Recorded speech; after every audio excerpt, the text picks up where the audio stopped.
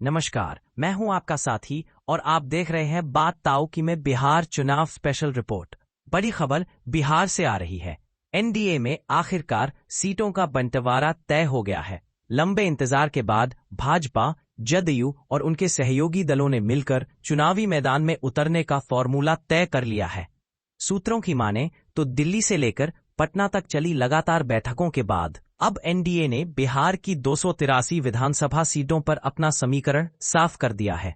Bhajpa 101 seat, JDU 101 seat, लोक जनशक्ति party Ramvilas 29 seat, राष्ट्रीय लोक मोर्चा 6 सीट, हिंदुस्तानी आवाम मोर्चा हैम 6 सीट, यानी कुल मिलाकर भाजपा और जदयू बराबरी की साझेदारी में चुनाव लड़ेंगी, जबकि सहयोगी दलों को भी सम्मानजनक हिस्सेदारी दी गई है।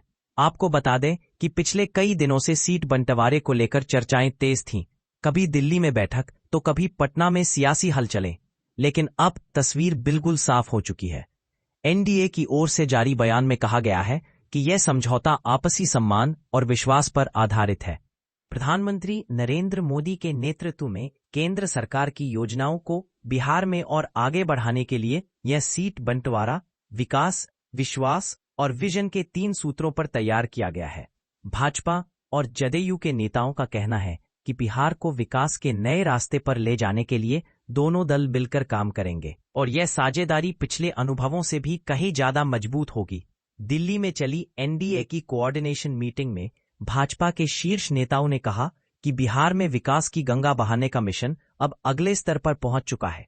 बैठक में यह भी तय हुआ कि गठबंधन का नारा होगा विकसित बिहार, आत्मनिर्भर बिहार। अब बात करते हैं राजनीतिक समीकरणों की। भाजपा और जदयू दोनों 101 सीटों पर लड़ेंगे। यह बराबरी का बंटवारा अपने आप में बड़ा राजनीतिक संदेश देता है कि नीतीश कुमार और भाजपा दोनों दल एक दूसरे के बराबर भागीदार हैं। राजनीतिक विश्लेषकों का कहना है कि यह समान साझेदारी, समान जिम्मेदारी का फॉर्मूला है। इससे कार्यकर्ताओं को भी एकजुट होने का संदेश दिया गया है। अब जरा नजर डालते हैं सहयोगी दलों पर। लोक जनशक्ति पार्टी रामविलास को 29 सीटें मिली हैं। राष्ट्रीय लोक मोर्चा और हिंदुस्तानी आवाम मोर्चा दोनों को 6-6 सीटों पर चुनाव लड़ने का मौका मिलेगा।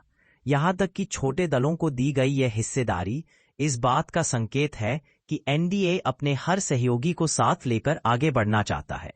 एनडीए नेताओं ने साफ कहा है, यह गठबंधन केवल चुनाव जीतने के लिए नहीं, बल्कि बिहार के भविष्य के लिए बना है।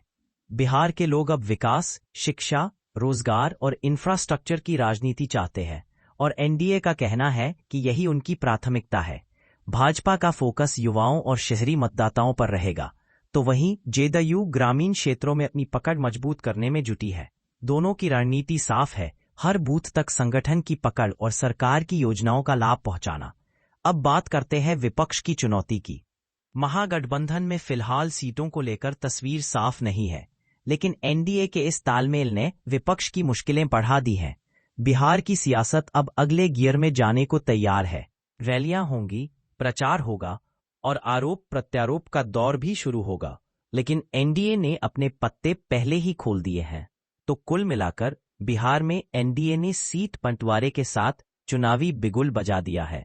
अब देखना दिलचस्प होगा कि आने वाले दिनों में कौन सा दल किस सीट पर किस चेहरे को उतारता है, क्योंकि बिहार की राजनीति में हर कदम सोच समझकर उठाया जाता है और हर सीट का अपना इतिहास होता है। अगले कुछ हफ्तों में बिहार की सियासत में रफ्तार और भी बढ़ने वाली है। हमारी टीम हर अपडेट आप तक सबसे पहले पहुंचाएगी। फिलहाल के लिए बस इतना ही। ताऊ की नजर से भला कैसे बच पाएगी? कोई खबर देखते रहिए बात ताऊ की, जहां खबरें मिलती है सही और सटीक।